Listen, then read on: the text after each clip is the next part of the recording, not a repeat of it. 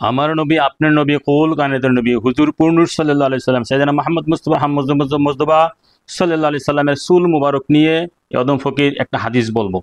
হাদিসটা হাদিসটা এসেছে মেশকা শরীফে এসেছে হাদিসটা, তাছাড়া হাদিসটা এসেছে আপনার তিরমিজি শরীফে হাদিসটা এসেছে। হাদিসটা হচ্ছে এই যে হযরত আয়েশা সিদ্দিকা রাদিয়াল্লাহু তাআলা আনহা হতে বর্ণিত, তিনি বলেছেন, আমি এবং হুজুর পাক নবী সাল্লাল্লাহু আলাইহি সাল্লাম একই পাত্র হইতে গোসল করিতাম। তারপরে বলেছেন, আবার হচ্ছে এই লাহু শাহরুন ফাওকা জুম্মা ওয়া দুনা ওয়াফরা, মানে আমার হুজুর পাক নবীজির চুল মুবারক জুম্মা ছিল এবং ওয়াফরা ছিল। এবং এই হাদিসের ব্যাখ্যা জুম্মা এবং ওয়াফরা ব্যাখ্যা করতে গিয়ে মেশকা শরীফে আছে যে আমার হুজুর পাক নবীজির তিন ভাবে চুল মুবারক রাখতেন। তিন প্রকারের চুল ছিল আমার হুজুর পাক নবীজির। প্রথম প্রকার চুল মুবারক ছিল মানে ওয়াফরা। ওয়াফরা হচ্ছে কান, আমার হুজুর পাক নবীজির এই কান মুবারকের লতি পর্যন্ত যে চুল, এটাকে ওয়াফরা আরবি ভাষা বলা হয়। লতি পর্যন্ত লম্বা ছিল চুল মুবারক। দ্বিতীয় প্রকার চুল যখন লম্বা হয়ে যেত, কাঁধ মুবারকের মানে লতির থেকে, কান মুবারকের লতি থেকে আরো একটু নিচে পড়ে যেত, কাঁধের অর্ধেক পড়ে যেত, সেটাকে লিম্মা বলা হয়। এটা হচ্ছে দ্বিতীয় প্রকারের। আর তৃতীয় প্রকার আমার হুজুর পাক নবীর চুল একদম কাঁধের নিচে পড়ে যেত, সেটাকে জুম্মা বলা হয়। এইভাবে তিন প্রকারের চুল আমার নবী, আপনার নবী কুল কায়নাতুন নবী হুজুর পাক নবীজি রাখতেন। যখন কাঁধ মুবারকের থেকে নিচে চলে যেত, জুম্মা হয়ে যেত, একটু লম্বা হয়ে যেত, কাঁধ মুবারকের নিচে পড়ে যেত, তখন তিনি কেটে আবার তিনি ইয়া করতেন, ওয়াফরা মানে কান মুবারকের লতি পর্যন্ত আবার নিয়ে আসতেন। আবার লতি থেকে আবার লিম্মা হতো, লিম্মা থেকে আবার জুম্মা হতো এবং কাঁধ মুবারকের নিচে চলে যেত। তাহলে কাঁধ মুবারকের নিচে চুল ছেড়ে দেওয়া তো নবী পাক সাল্লাল্লাহু আলাইহি সাল্লামের সুন্নত।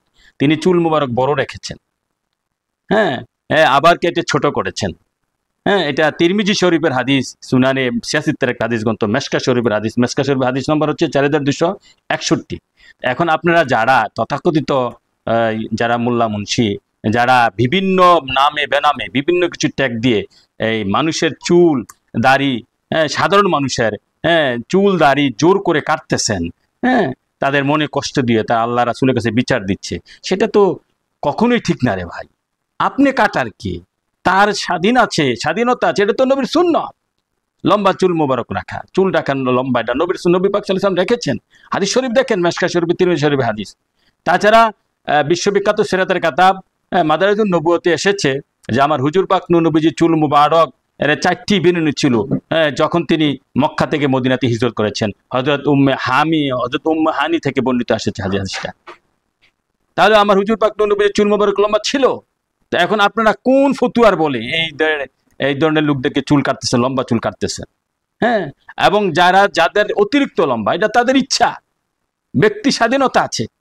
হ্যাঁ, জোর করে আপনি বুঝাইতে পারেন, যদি এটা ধর্মীয় বাইরে চলে যায় তাহলে আপনি বুঝাইতে, আপনি নিজে তো ধার্মিক না। যারা এই কর্মগুলা করছেন বিভিন্ন নামে বেনামে, বিভিন্ন কি মানবিক সংস্থা বলে একটা গ্রুপ এটা করছে, তারপরে এটা বিটুকেরা কেন আবার টাকা ইনকাম করতেছেন? এটা কোন ধরনের মানবিক সংস্থা? এটা কোন ধরনের ভণ্ডামি? হ্যাঁ, অতএব এই ধরনের চুল রাখা, বিশেষ করে লম্বা চুল রাখা, কাদের নিচে পড়া, কাদের মধ্যখানে পড়া, কানের লতি পর্যন্ত পড়া সর্বনিম্ন। এই দেখেন আমার চুল, আর এটা করে সুন্নতের কোনোটাই পড়ে না। আমরা এইভাবে চুলটা কিছু ছোট করে, এটা সুন্নতের কোনোটার মধ্যে পড়ে না। হ্যাঁ, তা এইভাবে চুলটাকে সুন্নত নয়। সর্বনিম্ন কানের লতি, তারপরে কানের লতি থেকে ছেড়ে দেওয়া এবং কাঁধ থেকে আরো নিচে চলে যাওয়া। হ্যাঁ, ওয়াফরা, লিম্মা, চুম্মা, এই 3 প্রকারের চুলটাকে সুন্নত। আর আপনারা কি করতেছেন? মানুষের বিশেষ করে আপনারা যারা এগুলা করছেন, এগুলো আসলে ভাই ঠিক না। আল্লাহ রাসূল আপনাদেরকে হেদায়েত দান করুক। মানুষের স্বাধীনতা থেকে, মানুষের মনে কষ্ট থেকে বিরত থাকেন। হ্যাঁ, তারাই প্রকৃত মানুষ। খারাপ আপনি জানেন, আপনি নিজে তো প্রকৃত মানুষ না। এবং এই ধরনের কিছু সংস্থা আছে, তারা বলে মানুষকে আবার ওই পোশাক দেয়। আরে পোশাক পরিয়ে দেন, আপনি কি হালাল টাকা দিয়ে পোশাক কিনছেন, হারাম টাকা দিয়ে? আপনার পোশাক পরবে কেন? আপনি নিজে তো হারামের মধ্যে আছেন।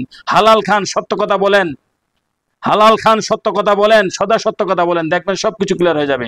হালালের মধ্যে কটা লোক আছে, কটা মোল্লা মুন্সি আলেম ওলামা পীর সাহেব আছে? হ্যাঁ, আপনি এই যে আয়রন করে জামা গা দিলেই, কি সুন্দর পাগড়ি পরলেই, জুব্বা টুপি পরলেই কি আপনি মুসলমান? না, মুসলমানির তো অনেক গভীরে, ইমানদারির তো অনেক গভীরে। আল্লাহ রাসূল আমাদেরকে সত্য বুঝা মানার তৌফিক দান করুক। আমা আলাইহিল ওয়ালাক।